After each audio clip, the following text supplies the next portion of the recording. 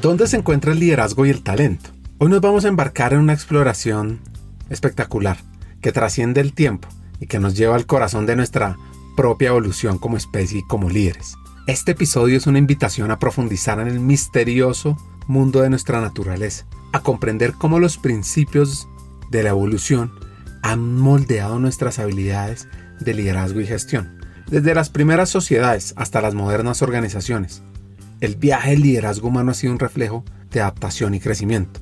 ¿Qué secretos de nuestra herencia evolutiva se esconden en las prácticas contemporáneas de talento humano?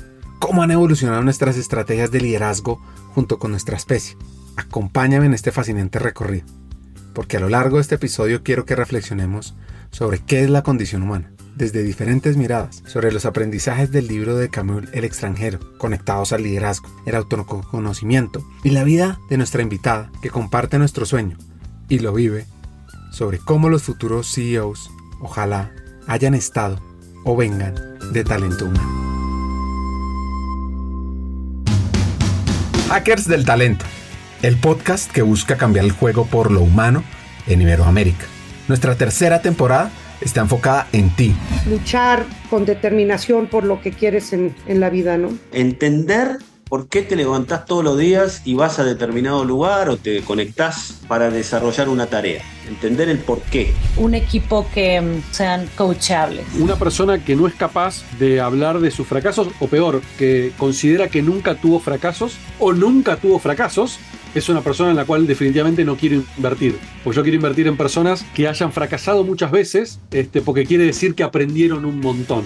Cree en tu talento, tus capacidades, para que seamos parte clave de una región más competitiva, inclusiva, equitativa y próspera, donde juntos pongamos a las personas en el centro del mundo del trabajo. Nuestra responsabilidad es ayudar a líderes a que conecten su cabeza con su corazón. Porque es imposible hacer algo o tomar acción sobre una situación o sobre un problema del cual uno no es consciente. Esperamos que disfrutes esta tercera temporada, porque va a ser una fuente de inspiración, unión, colaboración, aprendizaje, debate para la comunidad interesada en el talento.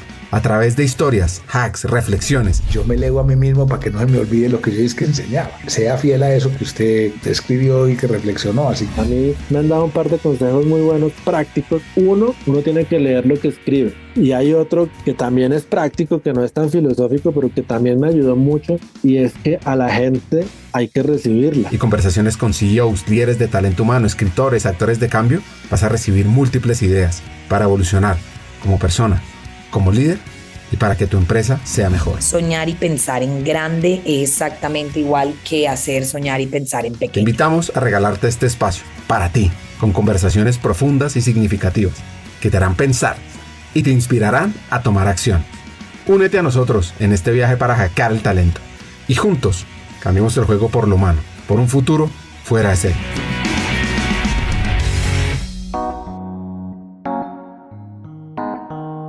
Nuestra invitada de hoy es Claudia García, paisa, directora del Jardín Botánico de Medellín. Trabajó en temas de talento humano, como sabremos más adelante. Y antes de conocer su historia, entendamos el valor del autoconocimiento. Yo creo que el autoconocimiento es un camino que empieza desde mucho antes de que somos conscientes. Y ahí creo que hay que hablar un poquito de lo que son esos modelos de papá y de mamá, lo que nosotros les decimos a los hijos. Porque en ese nivel de conciencia es que empezamos nosotros a trabajar en hay cosas que haces bien, hay cosas que no haces tan bien. Por supuesto, construir la confianza en un niño es fundamental y lo decía ahorita, saberse amado es el primer paso, es el primer ingrediente para tener una estructura emocional, una estructura de personalidad que pueda ser sana. Hay otros factores que por supuesto influyen, pero el tema de saberse amado. Entonces muchas veces en ese afán por nosotros expresarle a nuestros hijos el amor, constantemente le estamos alabando mucho lo que hace bien, pero no los estamos llevando a otras reflexiones. Mi hijo juega fútbol, mi hijo mayor tiene 13 años y le tocó en un partido un árbitro maluco, un árbitro que no lo estaba haciendo bien y salió furioso. Me decía, ese árbitro no lo está haciendo bien. Listo, ¿y tú qué vas a hacer? ¿Y cuál va a ser tu respuesta? Porque yo también como mamá me puedo parar a decirle, uy, sí, qué árbitro tan maluco, sabes que salte, no juegues más. Entonces yo creo que en esa medida en la que nos empezamos a preguntar Y entonces, ¿yo qué voy a hacer con esto? Y entonces, ¿yo para dónde voy con esto? ¿Y qué hay de mí en esa situación? Empezamos el camino del autoconocimiento.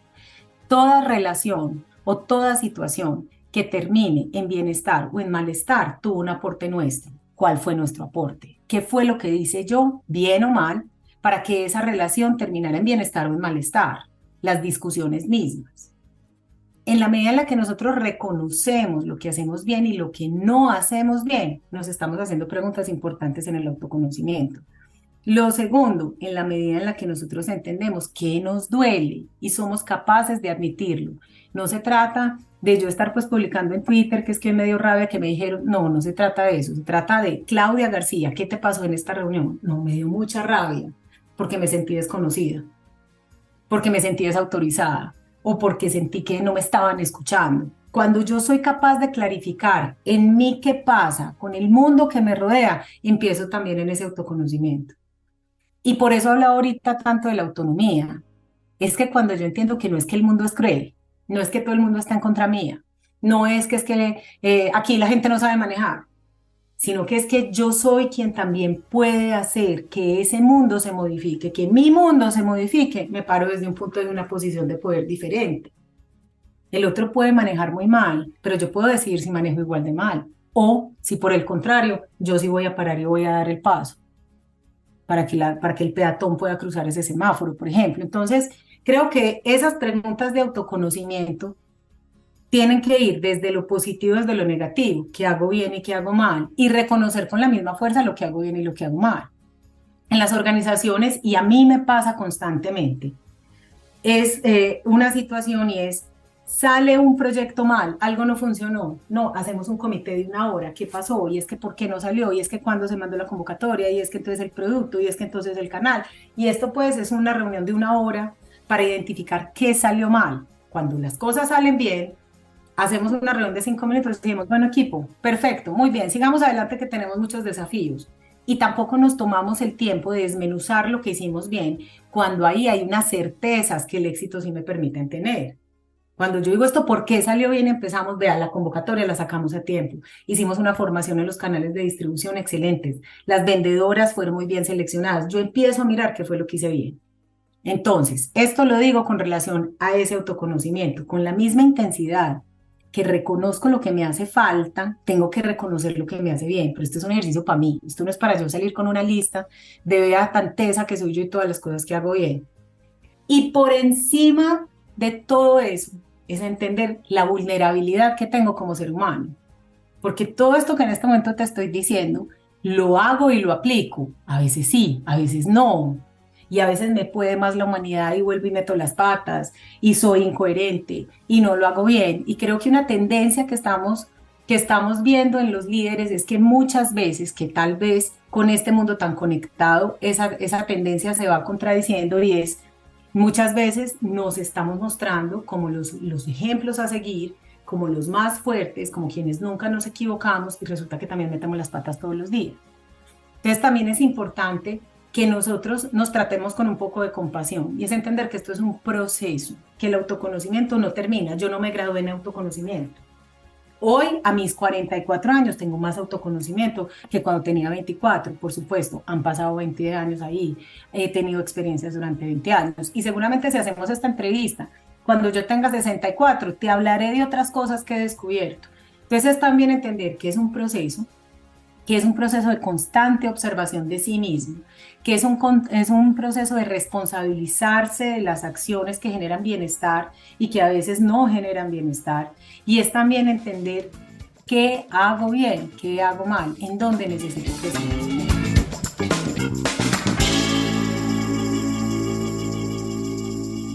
El autoconocimiento es un proceso, no termina, es una constante en nuestra vida para ser mejor, para humanizar. Quiero que vayamos a conocer su historia. Eso sí, antes, ¿cómo no saber cómo llegó a ser directora del Jardín Botánico, una gerente de talento humano? Les voy a dar un poco de contexto, y es que ella acababa de decidir hacer una pausa laboral para estar con sus hijos. Era el año 2009, más precisamente, un noviembre lluvioso, cuando... Y por allá en noviembre me llama una firma Casa Talentos y me dicen, están buscando la directora del Jardín Botánico de Medellín y yo creo que puede ser tú. Y cuando ella me dijo eso, yo dije, soy yo, soy yo, soy yo, soy yo. Yo lo sentí en el fondo de mi corazón, ese trabajo es para mí. Me dijo, listo, te vamos a presentar a la junta mañana y hablamos. Y al otro día me llama y me dice, no, que la junta dijo que no, que necesitaban una persona que tuviera experiencia en entidades sin ánimo de lucro, que estaban buscando otro perfil. Y yo, pues, Ricardo, lloré mis ojos. Yo decía, no puede ser, si soy yo sé que soy yo sé que soy yo. Mi esposo me regañó, me dijo, pero no llores, pero si vos sabes cómo es elección, espérate que este proceso no lo han cerrado y listo. Y yo seguí mi vida, seguí haciendo consultorías, incluso estaban otros procesos relacionados con talento humano. Y en diciembre me vuelve y me llama a esta Casa Talentos y me dice, hicieron otra búsqueda y realmente quieren rescatar 2 hojas de vida de los 2 grupos que tienen y una de esas eres tú. Entonces, estamos hablando del, no sé, 17 de diciembre del 2019 y fui y presenté una entrevista un martes a un grupo pequeño de la junta directiva. El miércoles me llama la presidenta de la junta, me dijo, no nos pudimos poner de acuerdo, queremos que toda la junta te entreviste en pleno el jueves. Ah, listo, perfecto. Fui a la entrevista el jueves, volví a mi casa, a las 10:30 de la mañana me llamó Françoise Coupé, que es la presidenta de la junta, me dijo, Claudia, tú eres la nueva directora de la unidad, es que la unidad de conocimiento del Jardín Botánico de Medellín, y ahí empezó una aventura maravillosa. Para mí el Jardín Botánico de Medellín ha sido la suma de todo lo que hemos hablado, o sea, toda la experiencia de mi vida puesta en esta organización que realmente creo que me ha modificado de una manera increíble, por muchísimas razones. Lo primero es, esto es una organización grande, el Jardín Botánico de Medellín tiene que hacer 3 cosas, que es educar, investigar y conservar la biodiversidad colombiana, o sea, nada que yo conociera, nada que yo supiera.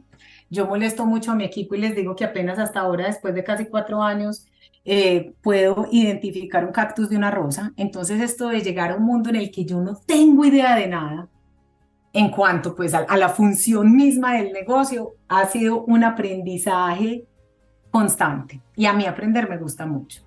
Segundo, estamos hablando de una organización que tiene 530 empleados, no es una organización pequeña, entonces el desafío desde el liderazgo, el desafío desde los procesos es grandísimo. Y adicionalmente yo entro a una organización muy distinta a la que tengo hoy, ¿cierto? Yo entré a una organización que tenía excedentes, que tenía cierta solidez financiera, que iba muy bien, y yo arranco oficialmente el 7 de enero del 2020 y me toca una pandemia, me toca una serie de situaciones sociales y políticas, una serie de desafíos incluso financieros en el Jardín Botánico que hace que lo que pensamos que iba a ser en enero del 2020, pues hoy sea una experiencia muy distinta. Adicionalmente, porque por primera vez en mi vida entendí lo que hablaba yo ahorita del trabajo en equipo, cuando te decía que es que uno tiene que entender que hay cosas que tú no sabes y el otro sí, que tienen que haber sinergias. En todas estas experiencias anteriores, en mis equipos de trabajo, yo tenía la capacidad de hacer lo que el equipo estaba haciendo. Por ejemplo, que en la unidad de conocimiento había que armar un programa, yo sabía armar un programa, otra cosa es que lo estuviera armando el analista, pero yo podía hacer eso. Que en Grupo Sura tenía alguien que estuviera haciendo selección, sí, claro, pero yo también podía hacer selección. Pero este es un trabajo en el que yo no puedo hacer investigación de flora, no tengo ni idea, entonces yo no puedo reemplazar a mi directora de investigación. Yo no sé cómo hacer silvicultura, cómo hacer el cuidado de los jardines, yo no puedo reemplazar a mi director de silvicultura. Entonces, cuando tú te paras desde ahí, entiendes que la sinergia que tienes que generar con tu equipo de trabajo es fundamental, que la capacidad de escucha siempre tiene que estar abierta, sepas o no sepas hacer lo que el otro hace, pero que tiene que ser una auténtica escucha, porque ya el riesgo que tienes es tan grande que 2 ojos no son suficientes, por eso necesitas un equipo. Pero ya empieza a haber un apoyo en un equipo distinto, no un equipo en el que yo te doy la oportunidad que tú aprendas, no, sino que yo necesito que tú me des la oportunidad a mí de aprender. En las intervenciones que me toca hacer, en las conferencias que tengo que dar, me siento muchas veces con la gente de investigación, explíqueme esto, de dónde viene, a pesar de que yo tenga que hablar de cosas que no necesariamente están relacionadas tan específicamente con la botánica. Y a veces el equipo me dice, jefe, pero nadie está esperando que usted sepa. Yo, no, pero es que yo no los puedo hacer quedar mal a ustedes. Yo no puedo salir a decir cualquier estupidez en temas elementales para un botánico, que para mí no son elementales. Entonces, enséñenme. Han sido 4 años en los que esa coherencia de la que hablé inicialmente ha sido fundamental para la toma de decisiones, ha sido fundamental para enfrentar situaciones muy complejas que hemos tenido que enfrentar como equipo durante estos 4 años. Toda esa capacidad de talento humano, todo ese conocimiento lo he puesto a flote para proveer a 530 personas de un ambiente laboral chévere, de un ambiente laboral donde nos podamos desarrollar, de un ambiente laboral donde todavía nos faltan una cantidad de cosas. Entonces, esta experiencia del Jardín Botánico ha hecho que yo saque todas las herramientas que alguna vez haya adquirido en la vida, que haya tenido que encontrar y retomar todos los apoyos que alguna vez tuve en la vida. Incluso es para mí en este momento muy, muy valioso saber que estoy compartiendo escenarios. Por ejemplo, tengo a Jorge Acevedo, que fue de mi comité directivo en la unidad de conocimiento, hoy como parte de uno de mis comités de junta directiva. Entonces también este tipo de conexiones que vuelven y se retoman son fundamentales, y adicionalmente la proyección que tiene el Jardín Botánico en la ciudad es maravillosa. A este Jardín Botánico puede entrar fácilmente al año 1 millón de personas. El 80% de las personas que entran son estratos 1, 2 y 3, y todas las personas que ingresan al Jardín Botánico de Medellín ingresan de manera gratuita. Entonces, por supuesto, Ricardo, que este desafío es un desafío del que he aprendido un montón y que he disfrutado cantidad. Hablemos sobre plantas carnívoras. Sí. Y bueno, conectémoslo con evolución y liderazgo, Que es la colección de plantas insectívoras. Las insectívoras son las carnívoras. Y por las películas nosotros tenemos, sobre todo hay una película muy famosa por allá en los 80, ponele 87, de uno que una planta carnívora gigante se lo comía. Entonces, lo que nosotros tenemos en el cerebro es que las plantas carnívoras son gigantes, y sí, claro, hay unas en las selvas que son gigantes, pero por ejemplo esta colección de insectívoras que vamos a tener en el Jardín Botánico son chiquiticas, son miniaturas, y tienen unos mecanismos maravillosos como esta de la película en el que se abría y se cerraba la planta y atrapaba, pero también tiene otras como pelos que son pegotudos, y entonces ahí se queda el insecto. ¿Por qué te hablo de la resiliencia? Las plantas carnívoras arrancan o empiezan pues en el momento en el que surgen, porque se ubican en espacios, en terrenos donde no tienen los suficientes nutrientes de la tierra. Es más, ellas generalmente están en terrenos que son muy fangosos, entonces no tienen los suficientes nutrientes de la tierra. Lo que hacen evolutivamente estas plantas es que generaron mecanismos para que de insectos, por ejemplo, ellas puedan, incluso animales, ellas puedan tener a través de todo lo que hacen con las enzimas y demás los nutrientes que necesitan. Entonces tienen diferentes mecanismos, una que se abre y se cierra, otra que, como te decía, pues llega el zancudo, la mosca, lo que sea, y se queda pegado de las hojas. Hay otros que son como unos conos que tienen abajo unas enzimas que emiten unos olores que son maravillosos y hace que la mosca, que el zancudo, que el insecto se meta a ver qué hay ahí, se queda y de ahí se alimenta. Pero es como estas plantas, desde la misma evolución, desde esas estrategias de supervivencia, encuentran cómo adaptarse al terreno en el que están. Eso, por ejemplo, me parece que es una de las visiones más importantes. Tenemos también una colección importantísima que son las samias. Las samias son plantas prehistóricas, son plantas que vivieron con los dinosaurios. Y cuando uno toca una samia es como si tocaras un pedazo de cartón corrugado muy fuerte. Entonces también te habla de esa fortaleza, de esa capacidad. ¿Cuánto ha visto pasar esa samia y todavía sigue aquí? Y la vida que tenemos hoy no es la vida que había hace 200.000 años en el planeta. Las condiciones climáticas son otras. El hábitat en el que está pudo haber variado de manera significativa, pero la samia sigue aquí. Entonces creo que ahí hay una lección súper interesante de la resiliencia, de cómo nos vamos adaptando, de cómo nos comportamos distinto, de cómo hay también una observación por el ambiente, de cómo el ambiente me afecta y yo también lo afecto, ¿cierto? Y creo que ahí en la naturaleza encontraremos un sinnúmero de ejemplos que nos van a llevar a ver esas pequeñas lecciones que desde el liderazgo y desde nuestra vida diaria también nos pueden aportar. En unos minutos vamos a profundizar al mejor estilo de Jane Goodall o Carl Linus sobre el liderazgo, condición humana. Quiero que entendamos las raíces de esta hacker colombiana, un padre paisa ortopedista quien le enseñó el valor de la enseñanza y una mamá bogotana, enfermera de profesión, que se formó en temas de talento humano y fue docente del SENA. Ella es la mayor de 3 hijos. Viviendo en Medellín pasaba las vacaciones en Bogotá, en la casa de sus abuelos, y uno de los momentos más retadores fue un cáncer de seno que tuvo su madre cuando Claudia tenía 8 años.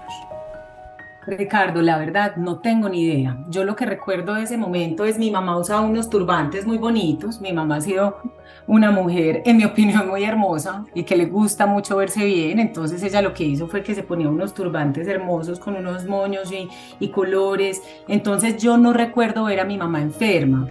En ese momento lo sé por ella, que se apoyó muchísimo en su familia política y también en su familia pues de núcleo. Entonces mis tías venían, pasaban tiempo con nosotros. Entonces yo creo que eso lo que hizo es que para nosotros la situación fuera diferente en la medida en la que teníamos más tiempo a las tías acá, pero las tías pues es que toda la vida se han desvivido por nosotros. Entonces estos son los mimos, el juego, el regalo. Entonces creo que al nosotros ver ese apoyo no nos dábamos cuenta de lo que realmente estaba en el detrás de cámaras. Más grandes fuimos conscientes, o sea, yo ya sí recuerdo a los 12 años más o menos sentarme con mi mamá a preguntarle y qué pasó y cómo era esto y cómo era la quimioterapia y tú cómo te sentías. Pero creo que a los 8 años y para mis hermanos que estaban incluso más jóvenes, no fue tan evidente que algo no estaba funcionando bien. Porque mi papá y mi mamá se aseguraron de que nosotros tuviéramos una red de apoyo alrededor nuestro, que lo único que nos sentimos fue un poco tal vez más cuidados y un poco más mimados, pero no hubo nada que nos alarmara de algo no funciona. Y el tema del turbante y de la cosa de mi mamá, pues era más como, nosotros lo leíamos más como una preferencia de moda, ¿cierto? O sea, a ella le pareció muy chévere en ese momento usar estos accesorios y no lo vimos realmente extraño. Entonces te diría, Ricardo, que si algo pasó en ese momento, que si hay alguna clave ahí, fue cómo mi papá y mi mamá lograron establecer una red de apoyo alrededor nuestro, de manera tal que lo fundamental nunca se viera comprometido, que es el amor. Y definitivamente en la educación de un niño, el saberse amado, que finalmente impactará en la construcción de la estructura de esa personalidad, es lo que genera la confianza. Y de esa manera entonces, estoy aquí yo pues lanzando mi hipótesis, se protegió esa confianza que podíamos tener nosotros y evitar que sintiéramos un montón de miedos que tal vez en las edades que estábamos no eran tan fáciles de transitar al no tener los elementos necesarios y la madurez.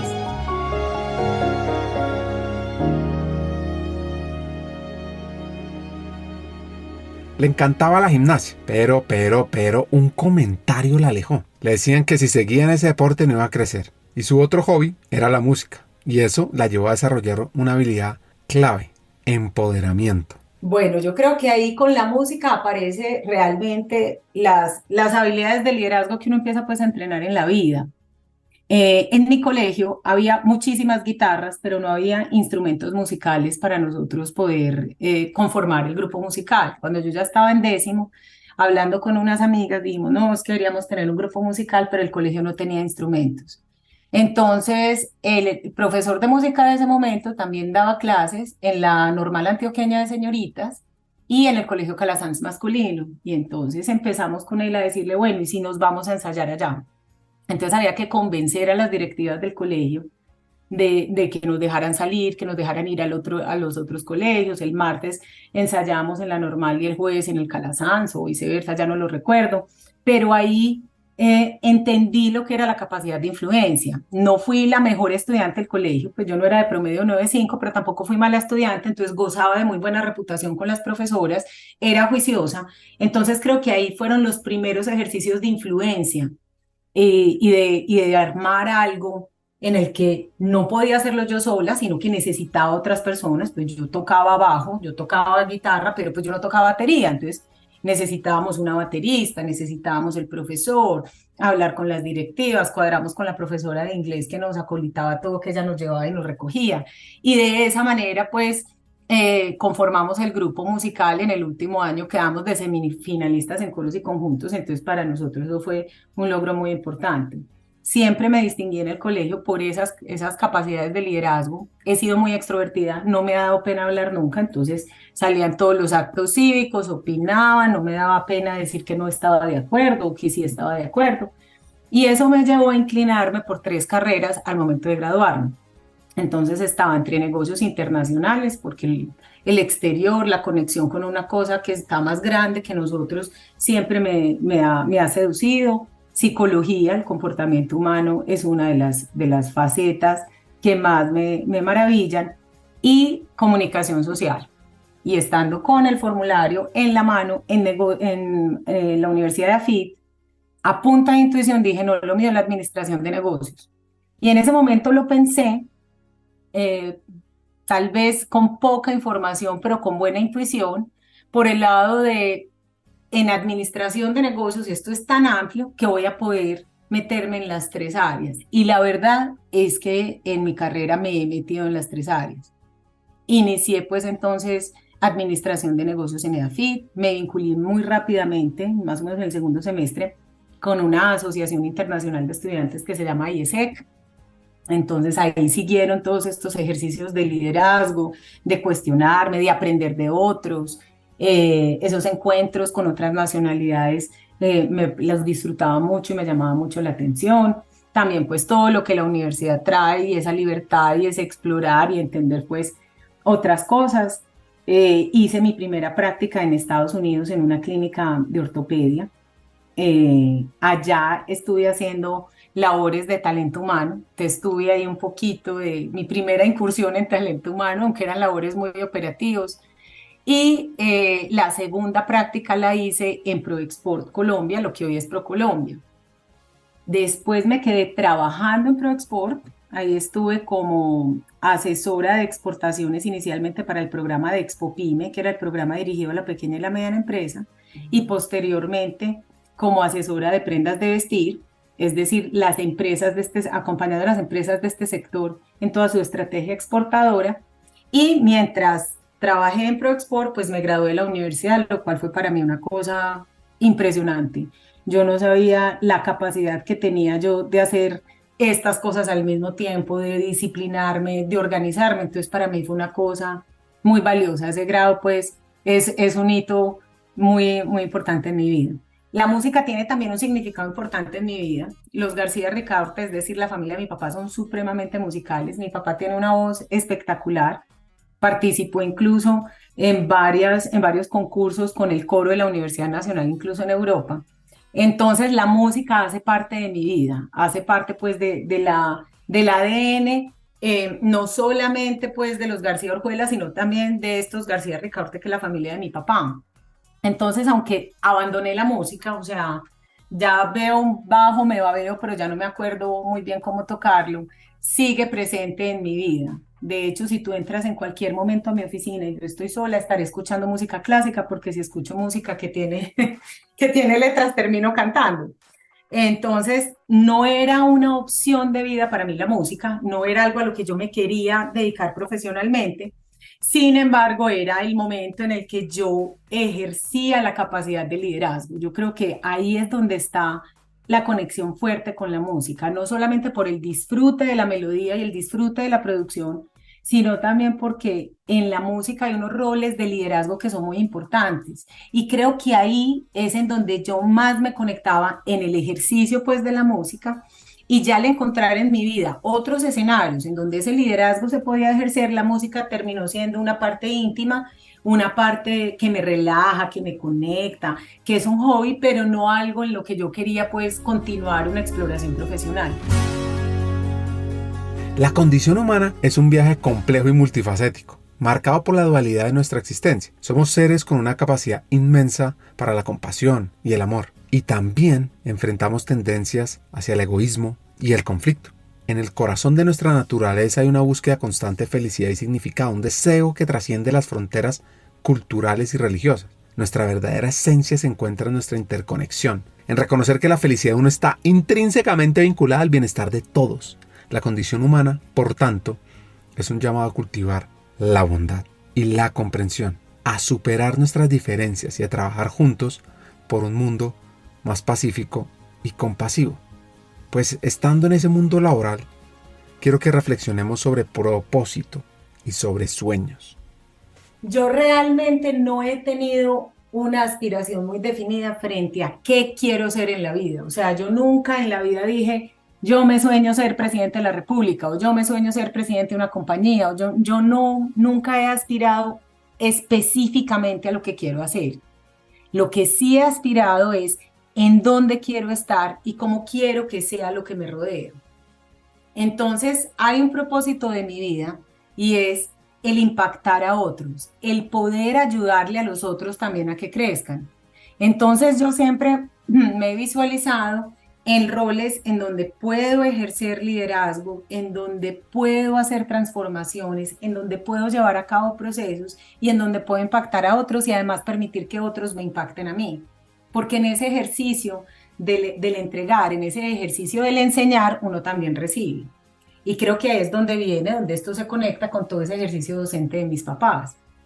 Entonces, yo estaba feliz en ProExport porque esto era la diversidad de conocer un montón de empresarios, un montón de historias, un montón de preocupaciones. Entendí que muchos de los exportadores se movían más desde la emoción que desde la razón. Gente que llegaba a decirme, es que este negocio me tiene que salir. Y cuando yo me sentaba a decirle qué hay detrás de este negocio, pues detrás de ese negocio estaba la sostenibilidad de la empresa.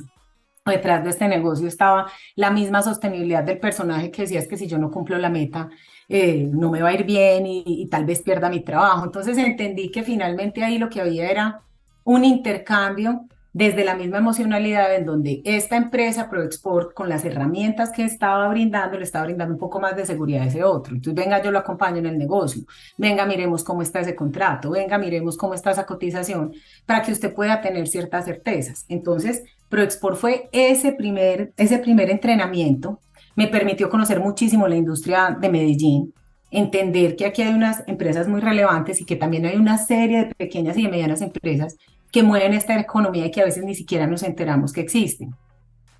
El doctor Sierra, el mejor jefe que necesitaba yo en ese momento, yo con ese ímpetu de voy a cambiar el mundo, de todo se tiene que solucionar ya, y el doctor Sierra con esa calma de espérate que es un proceso, me repetía mucho la condición humana, a mí me dicen Lala.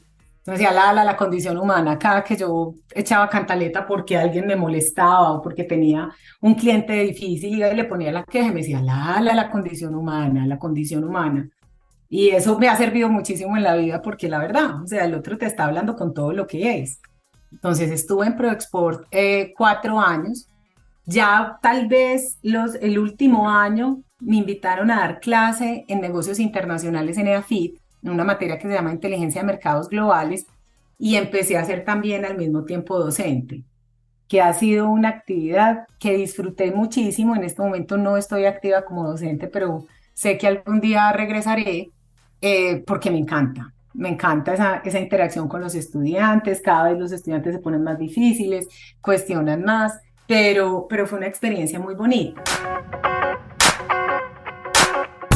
Ahora, siguiendo la reflexión sobre la condición humana, que también es una narrativa de resiliencia y esperanza, que se conecta con desafíos y oportunidades, pensemos que a lo largo de la historia hemos visto cómo la aspiración de los seres humanos puede llevarnos a grandes alturas de logro y progreso. Sin embargo, esta misma aspiración a menudo se encuentra con obstáculos de injusticia y desigualdad, y nuestra tarea, como humanos, es luchar constantemente por un mundo justo y equitativo, reconociendo que cada voz tiene valor y cada acción cuenta. La condición humana es, en última instancia, un reflejo de nuestra capacidad colectiva para superar adversidades, unirnos y forjar un futuro que refleje lo mejor del espíritu humano.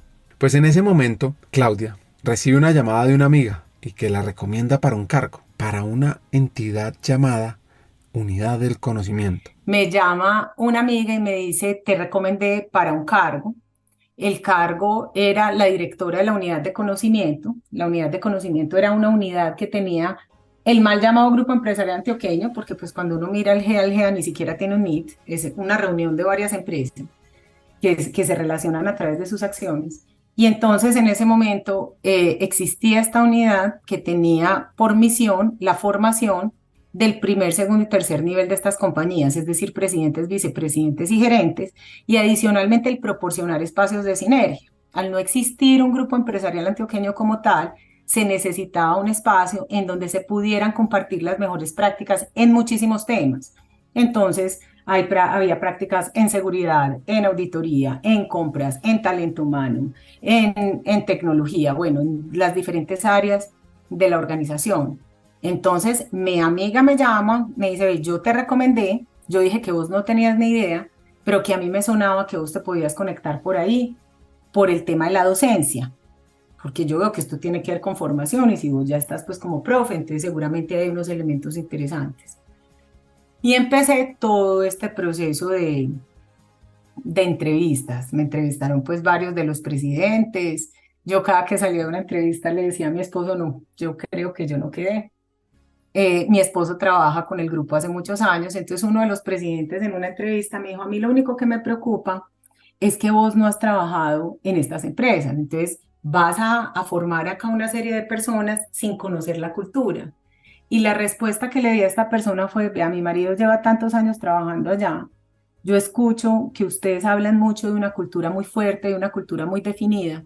Si esa cultura organizacional es así, a mi casa tuvo que haber llegado. O sea, yo tengo que tener algún elemento de esa cultura organizacional tan potente que ustedes tienen y creo que de ahí es de donde viene pues esa posibilidad de yo entender qué es lo que este grupo necesita. Y estuve en la unidad de conocimiento durante 10 años como directora. Una experiencia genial. Definitivamente el grupo empresarial antioqueño no solamente permite que sus líderes tengan un desarrollo allá adentro, sino que los líderes que hemos pasado por el GEA llevamos una semilla, llevamos una manera de actuar y unos elementos que hace que esto se multiplique en otras empresas. Y haber estado 10 años conociendo los procesos de estas empresas, la manera como piensan sus líderes, las necesidades que tienen de formación de talento, las preguntas que se hacen, es una de las experiencias que yo más valoro dentro de mi vida profesional. ¿Alguna vez has sentido que puedes ser parte de algo más grande? En Hackers del Talento exploramos ideas y sobre todo trabajamos incansablemente por crear un camino hacia un mundo laboral más humano y próspero. Y lo sabes, tú eres parte crítica en esta misión. Imagina el efecto mariposa de compartir este episodio. Al pasar la voz a alguien que conoces, puede ser el catalizador de un cambio profundo en la vida de alguien más. Piensa en esa persona, alguien que como tú está listo para crecer y evolucionar. Compartir este episodio con ella no es solo un acto de generosidad, es un paso hacia la construcción de una comunidad más fuerte y unida. Únete a nosotros y sé parte de la vanguardia del cambio en el mundo laboral. Te puedes suscribir en LinkedIn buscando Hackers del Talento para descubrir diariamente aprendizajes del mundo del trabajo. Además, si ingresas a nuestra página web hackersdeltalento.com, te esperará nuestro newsletter Cartas al Talento, lleno de hacks y reflexiones semanales. Y recuerda, cada pequeña acción cuenta. Al unirte a nosotros, más que escuchar un podcast, estás activando un movimiento. Estás formando parte de una transformación global. Estamos aquí, listos para avanzar. Te quiero hacer una pregunta. ¿Te sumas a nuestra misión de transformar el mundo laboral en un lugar donde todos podemos prosperar? Pues bueno, continuemos juntos en este emocionante viaje y sigamos escuchando el episodio. Recuerda, tu presencia es el cambio. ¿Qué aprendió? Ahí lo que aprendí es a ver la integralidad del ser humano. No, finalmente hay una autora que se llama Nancy Buck, que tiene un libro que se llama Peaceful Parenting, y es pues como paternidad pacífica, nada que ver con lo que estamos hablando y todo que ver al mismo tiempo. Y ella tiene una frase que dice, ningún comportamiento es final, y esa frase es muy potente porque lo que quiere decir es que lo que tú estás viendo del otro no es eso y ya, detrás de eso hay un mundo. Entonces, cada que el doctor Sierra me decía la condición humana, la pregunta mía era, ¿qué está detrás de este comportamiento de esta persona? ¿Esta persona por qué me está hablando así? ¿Qué es lo que le está pasando? Y de esa manera creo que pude hacer una muy buena asesoría a muchas empresas, como te lo comentaba ahorita, porque es que cuando tú entiendes que el otro se te está parando desde el miedo, tú entiendes que está buscando un elemento de protección. Aquí no se trata de yo sentarme con el exportador a darle agua aromática y venga, señor, sentémonos y hablemos de cómo se siente y exprésemelo, porque no tengo la formación tampoco para hacer eso. Pero es entender que dentro de lo que yo tengo hay herramientas que a esa persona le van a poder dar seguridad. Entonces, venga, señor, ¿qué es lo que más le preocupa del negocio? No, el contrato. Listo, entonces necesitamos un abogado que lo acompañe en temas de contratación. Entonces, Ricardo, cuando tú entiendes que ese ser humano que se te está parando al frente no es simplemente lo que tú estás viendo, sino que hay una historia detrás, te lleva a hacer un análisis más amplio. Ahora, un análisis que tiene que estar dado desde la autonomía de cada uno. Porque por más que yo entienda desde dónde te estás parando tú, no significa que sea mi función modificar tu comportamiento o que sea mi función hacer que tú veas la vida distinta. Mi función es darte elementos que te permitan tomar decisiones. Equivocadas o no, después las veremos. Porque creo que también en este entender tenemos que manejar un poco el volumen. Porque no se trata de una justificación de llega un señor furioso a gritarme, entonces qué pecado, quién sabe qué le pasó que me siga gritando. Tampoco, ¿cierto? Pero sí es entender que si yo sé que este personaje que llega molesto por algo que le pasa, en lo que yo no participé, tiene una situación particular, tal vez yo voy a tener otras herramientas con las cuales enfrentarme a la situación y tal vez no ponerme a gritar al mismo nivel que el señor. Entonces, la condición humana habla de eso, habla de lo que está detrás, habla de qué puedes hacer para transformar al otro. Yo recuerdo con mucho impacto una persona que una vez llegó a la oficina, un empleado, que no tenía las competencias necesarias para ese cargo en ese momento. Y el doctor Sierra se sentó todos los días con este personaje a decirle, venga, que es lo que usted necesita, venga, que es lo que le está haciendo falta, ves que usted tiene que leer de esto, es que usted tiene que aprender de esto. Y el doctor Sierra le entregó después a la sociedad un profesional muchísimo más formado que el que él recibió, cuando perfectamente él hubiera podido decir en el periodo de prueba, no, este señor no sirve para este trabajo, salgamos de él. Entonces es eso, es esa capacidad de vos entregar un poquito más desde lo que tenés, de saber que es que en ese ser humano hay un montón de cosas que no es solamente lo que tú estás viendo, y es esa invitación a mirar más allá, eso sí, desde la autonomía que cada uno tiene. ¿Qué tal ese hack? Como líder, tu rol debe ser entregar un profesional mejor que el que recibiste para generar una mejor sociedad. Qué simple y qué poderoso. Imagínense que todos hiciéramos eso. Pues bueno, esta hacker tuvo varios retos, entre esos, aprender a liderar. Ahí hay varias cosas. Lo primero es que definitivamente en el ámbito personal, el salto más difícil es el de un trabajo operativo a tu primer trabajo estratégico. O sea, la primera vez que tú eres jefe, la primera vez que te ascienden, toma un tiempo ubicarse y entender que no eres tú quien tiene que estar haciendo el cuadro de Excel, sino que eres tú quien tiene que estar analizando la información que te presentan en un cuadro de Excel. Entonces, en un principio fue encontrar esa identidad en esa función. Adicionalmente, yo llegué en un momento de cambio, entonces tenía que organizar mi grupo. Yo estaba bastante joven en ese momento. Entonces, era también sentarme a decir, bueno, ¿qué sé yo para poder organizar esta unidad de conocimiento? Y me acuerdo que lo primero que hice fue sacar la cadena de valor y sentarme a rayar cómo era la cadena de valor de este negocio para yo entender en dónde estaba parada. Al mismo tiempo que decía, ok, yo necesito que el analista esté haciendo esto y darme cuenta y tener un poco de autoconciencia de en el momento en el que se me estaba yendo la mano y yo estaba haciendo lo que no debía estar haciendo. Porque lo que yo en ese momento venía desempeñándome era en roles que eran un poco más operativos, no tan estratégicos. Entonces creo que ese fue el primer desafío. El segundo desafío fue lograr esa claridad, entender en dónde estaba parada, cuáles eran las necesidades. Y en tercer lugar, la juventud tenía ahí un rol muy importante, porque yo te estoy diciendo que el relacionamiento mío en ese momento, que tendría unos 27 años, era con los presidentes de estas compañías que me llevaban muchísimos más años y muchísima más experiencia dentro de mi rol.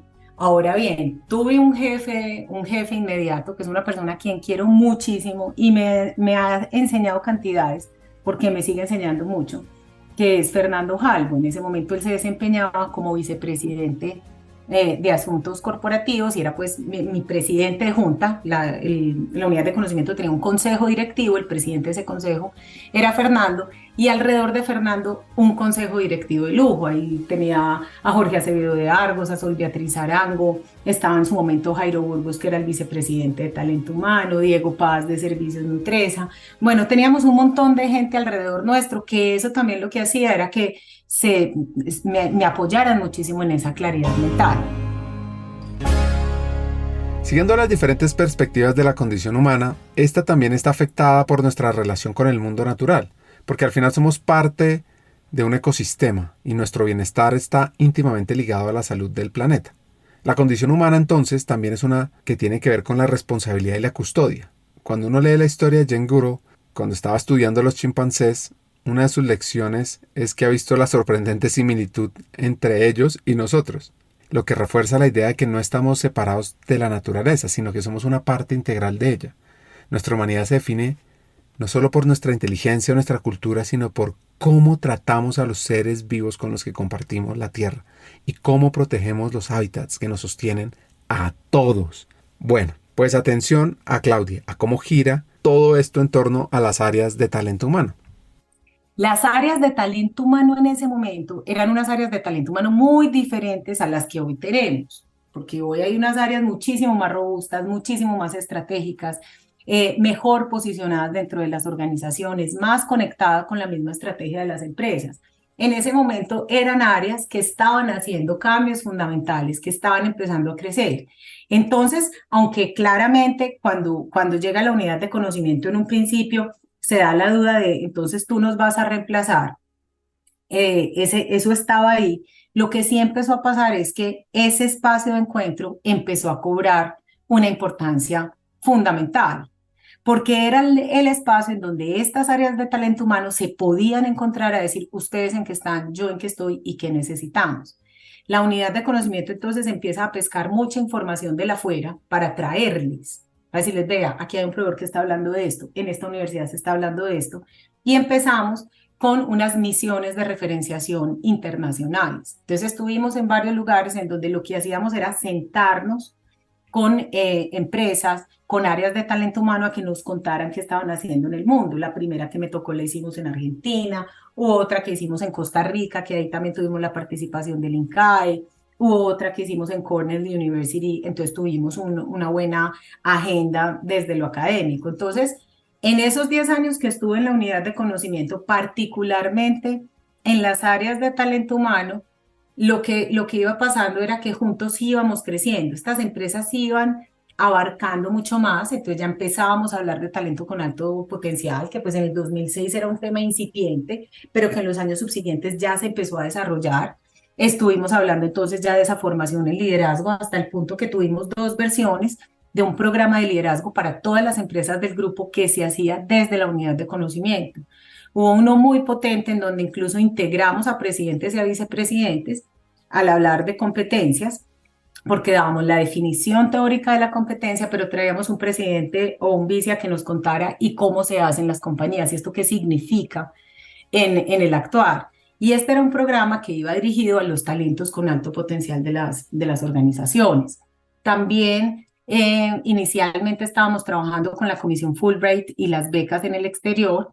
Por cambios en la orientación de la comisión, empezamos a sacar nosotros nuestro propio programa. Teníamos 10 becarios al año que se iban a estudiar al exterior, convenios con universidades en el mundo directos y teníamos un programa de formación precioso para la gente que se iba, que arrancaba con una formación en la preparación no solamente de simulacros de entrevistas, de presentar GMAT y GRE, sino también de prepararse desde su proyecto de vida para saber cómo cabía el tema de la maestría y el proceso posterior. Entonces, fue solamente ahí pues te estoy hablando de talento humano porque en otras áreas hicimos también cosas muy interesantes, pero el momento en el que yo llegué a la unidad de conocimiento me permitió crecer la unidad con las áreas de talento humano, que las áreas de talento humano crecieran y que al mismo tiempo yo fuera creciendo como líder y como profesional en este mundo que se iba abriendo. Ahora, acompañada de unos líderes maravillosos,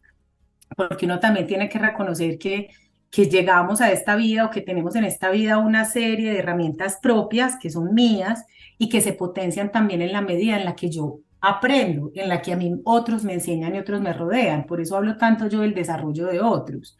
Entonces, el haber tenido ese tipo de jefes muy exigentes además, jefes que nunca me vieron chiquita, o sea, que nunca me dijeron, es que tú estás muy joven y no entiendes. No, estos jefes, por el contrario, me exigían, los consejos directivos eran consejos directivos en los que me cuestionaban, en los que no me dejaban pasar ni media, en los que me decían esto para dónde va, qué ha pasado con este proyecto. Yo creo que eso es un momento de crecimiento exponencial dentro de mi vida profesional.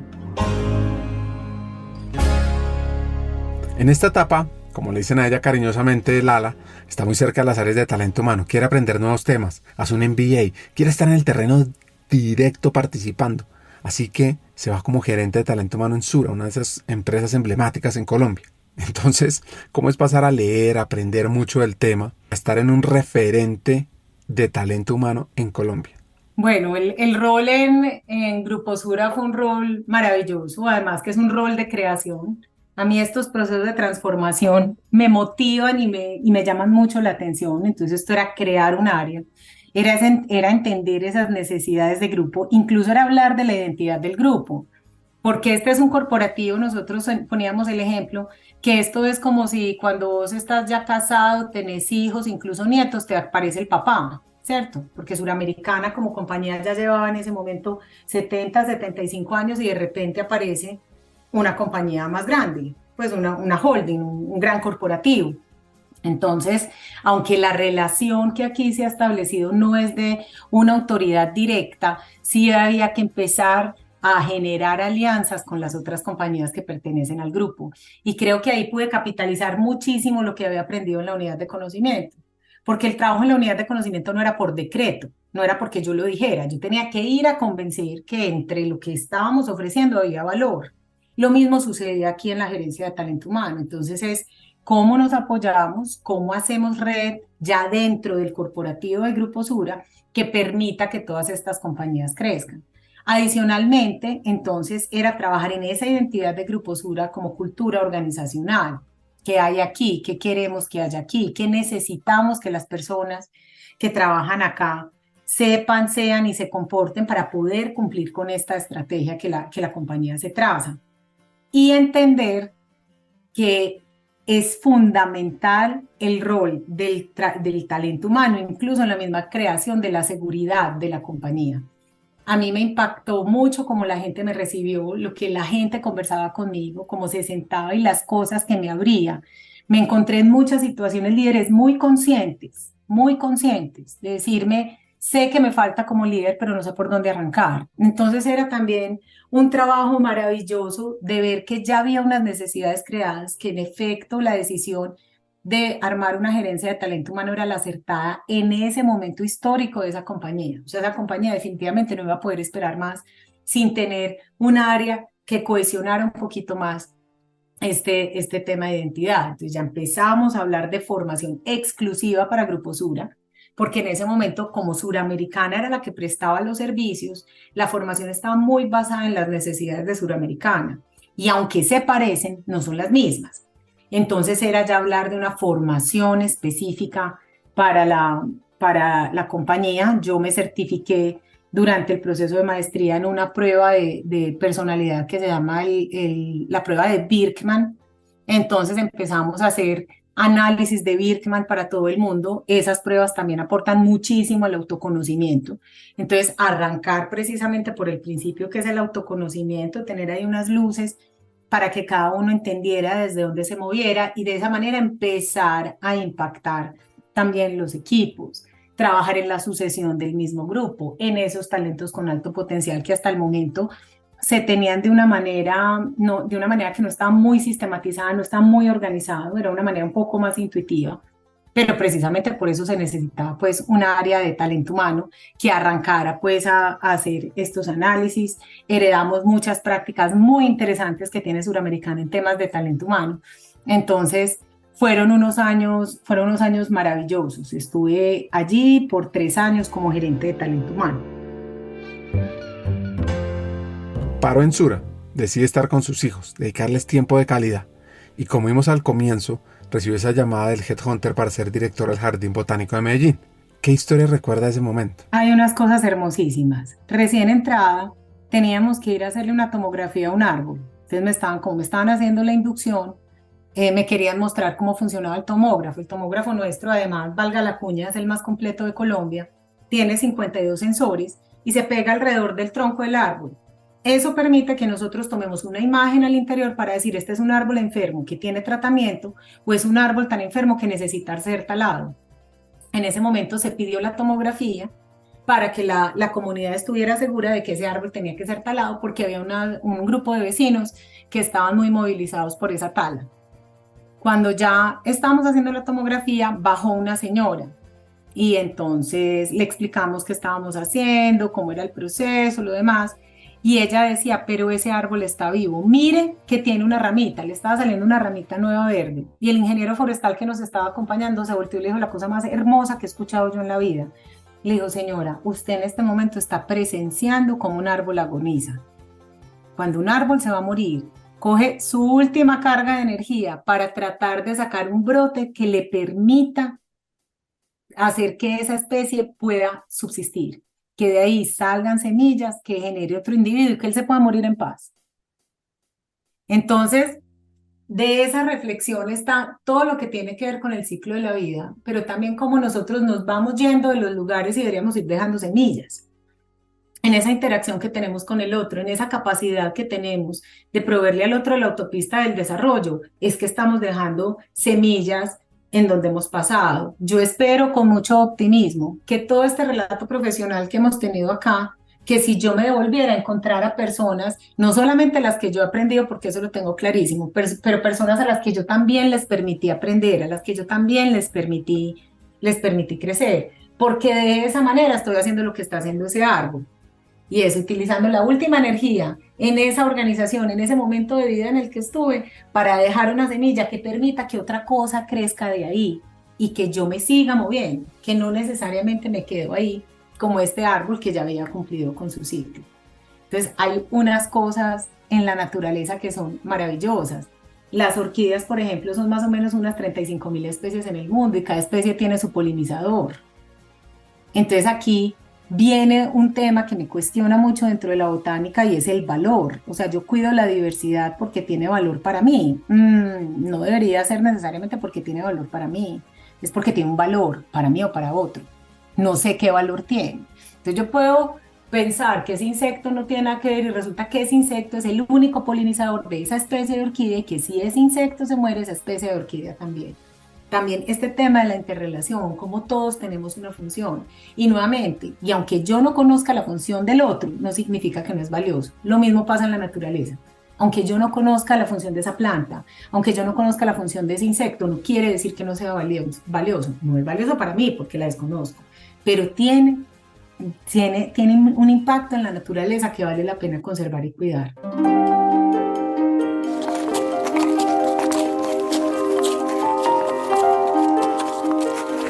De pronto es difícil imaginarse la Suecia del siglo XVIII. Es que imagínense que en esa época había un joven con una curiosidad por el mundo natural inmensa, que cambiaría la forma en que entendemos la vida en la Tierra. Ese joven se llamaba Carl Linnaeus y nació en 1707 y desde muy pequeño mostró un amor inmerso por las plantas y la naturaleza. No era un personaje de quedarse quieto, viajó por toda Suecia recolectando plantas, animales, siempre con una libreta en mano, y no se detuvo ahí. Su ambición lo llevó a crear un sistema para clasificar toda esta diversidad, algo que nadie había hecho de manera tan completa antes.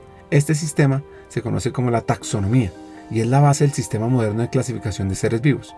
Este sueco dijo una vez, nomen est omen, lo que significa el nombre es un presagio. Creía firmemente en el poder de los nombres y la clasificación, pues entendamos la estructura del jardín botánico, los retos, los sueños y la conexión del mundo del trabajo.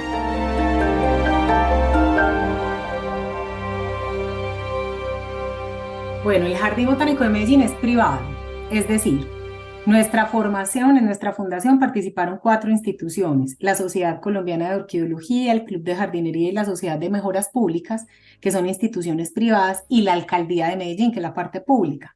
Pero al tener 3 de 4 privadas, el régimen de nosotros es privado.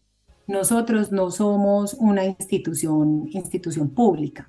Y eso también hizo que nosotros tuviéramos ahorita unos cambios y un entorno que no fue siempre el más favorable. Desde el año 2008, el Jardín Botánico viene a cargo de la silvicultura y el paisajismo de la ciudad. Esto es un lujo, o sea, tener al segundo jardín botánico de este país en importancia, una entidad científica, un museo de colecciones vivas como lo que somos, cuidando la silvicultura de la ciudad, hace precisamente que haya una transferencia directa de ese conocimiento y que se logre pues una ciudad más resiliente. Para darte un ejemplo de esto, en el año 2008, el 70% de las especies que teníamos en el jardín botánico eran especies introducidas, es decir, especies que no son ni de Colombia ni de Sudamérica, sino que venían pues de otros tipos, de otras regiones. Y el problema de las especies introducidas es que muchas no hacen una adaptación total, entonces no van a generar esos equilibrios en el ecosistema, bueno, tienen otras implicaciones. El ejemplo es que el 70% de la vegetación que teníamos en el jardín botánico era introducida y la misma proporción se daba en la ciudad. El 70% de las plantas de Medellín en el año 2008 eran especies introducidas. Cuando volvemos a hacer esta medición en el año 2020, nos encontramos que el 30% de las especies del jardín son introducidas y que la misma proporción está en la ciudad. Esto hace que al nosotros tener 70% de especies en 2020 nativas, sembradas en Medellín, pues estamos hablando de especies que se adaptan más fácil, que tienen una armonía con el ecosistema que ya está dada por sus condiciones naturales, que podemos incluso disminuir, para darte solamente un indicador, los índices de volcamiento de algunos individuos, es decir, de algunos árboles. Entonces esto era un contrato que venía desde el año 2008, que era un contrato muy constante por el beneficio que representaba para la ciudad y que por los cambios políticos que se dieron en 2020 tuvo una disminución drástica de esa contratación. En Medellín, todo este enmallado, esta red vegetal se cuida a través de las Secretarías de Infraestructura Física y de Medio Ambiente. Para el año 2019, la contratación con ambas secretarías fueron más o menos de 24.000 millones de pesos. Y en el momento más duro de la contratación con el Estado, que fue en el año 2021, ambos contratos sumaron más o menos unos 9.000 millones de pesos. Es decir, el totazo para el Jardín Botánico fue gigante, pero ahí pasó una cosa maravillosa, y es que una amiga de mi mamá tiene una frase que dice: lo mejor que pasa es lo que sucede, y es que nos permitió conversar con la ciudad de Medellín. Es decir, venga, que aquí está el Jardín Botánico está en un problema financiero por esta disminución de estos ingresos que es tan importante para nosotros, pero es que no es solamente el Jardín Botánico el que está en un problema, Medellín está en un problema, porque entonces nos estamos perdiendo de este traslado del conocimiento que tenemos sobre esta vegetación y sobre esta ciudad, y se gestó el movimiento ciudadano más hermoso del que yo he sido testigo, porque realmente la gente salió a abrazar el Jardín Botánico, a defender el Jardín Botánico, a escribir derechos de petición, a hacer PQRS, a hacer un montón de cosas para decirle a la administración municipal: venga, ¿qué está pasando aquí? ¿Usted por qué no está contratando con el jardín? Pero no solamente pasó eso, sino que también la empresa privada y otras instituciones públicas empezaron a escuchar y a decir: venga, y es que ¿qué hace el Jardín Botánico? Y empezamos a tener unos contratos mucho más diversos, a tener una variedad dentro del pool de clientes que tiene el Jardín Botánico, e incluso a llevar esta capacidad de resiliencia, esta capacidad de modificación del ambiente, de ese cuidado de la biodiversidad a otros escenarios. Hoy en día, por ejemplo, somos los encargados de la administración de la vegetación del campus de EAFIT, que cuando vengas a Medellín te invito. Lo que se está haciendo en EAFIT en materia de epífitas, de orquídeas, es espectacular. EAFIT pretende ser una universidad parque, y en ese proceso el Jardín Botánico es fundamental. Entonces han sido unos años bastante movidos desde estas situaciones políticas, desde las situaciones sociales, porque también fuimos el epicentro de todo el estallido social. Las marchas llegaban y salían de al frente del Jardín Botánico, del Parque de los Deseos, y estos fueron unos meses bastante duros. Yo te diría que para mí la parte más dura de mi gestión en estos 4 años fue ese momento, ni siquiera la situación financiera, pero ese momento en el que teníamos que decidir si evacuábamos o no el Jardín Botánico, en donde tú tienes la responsabilidad sobre las personas que están visitando en ese momento el Jardín Botánico. Realmente me pareció la parte más compleja. Transforma tu futuro hoy. ¿Estás lista? ¿Estás listo para ser esa persona líder que refine talento humano en tu organización? Recuerda, invertir en ti mismo, más que una decisión inteligente, es el acto más poderoso de liderazgo que puedes realizar.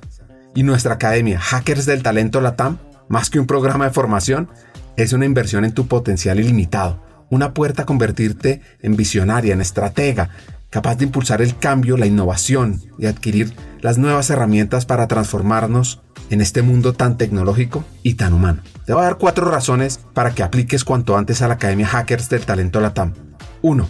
Formación de vanguardia. Aprende los mejores, porque es que nuestros profesores son vicepresidentes de talento, CEOs de renombre en América Latina, listos para compartir su experiencia y conocimiento y transformarse juntos contigo.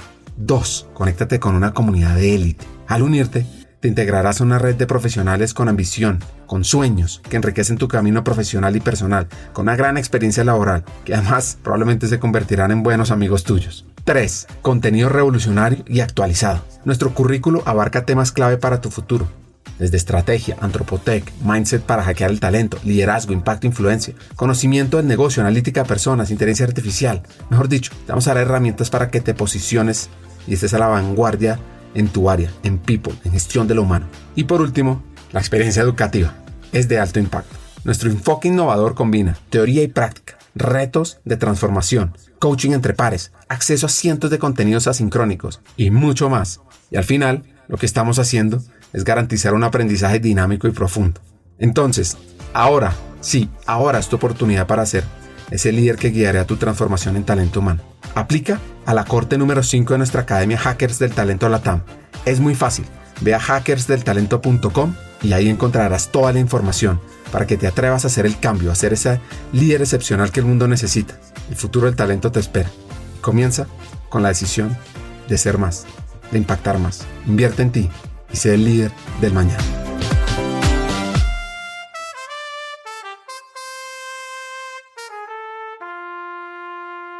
En las empresas, al igual que en la vida de Marsol, el protagonista del extranjero, nos enfrentamos a la indiferencia del universo y al absurdo de la existencia, lo que nos recuerda que como líderes a menudo debemos navegar en un entorno que parece carecer de un propósito claro o una dirección definida. Y la honestidad radical de Marsol, aunque conflictiva, nos enseña el valor de la transparencia y la autenticidad, porque en el liderazgo ser genuinos y directos, aunque pueda ser incómodo, fomenta un entorno de confianza y respeto. La indiferencia del universo que Camus describe no debe llevar a la apatía, sino a la liberación de las restricciones autoimpuestas y a la aceptación valiente de la libertad de elección en nuestras decisiones y acciones. Pues bueno, para cerrar el episodio, qué mejor que un par de consejos de Claudia García. El mejor consejo que me han dado es: el mundo es de los valientes. Ese consejo me lo dio Fernando Halbo en un momento en el que yo estaba con mucho temor. Me dijo: el mundo es de los valientes.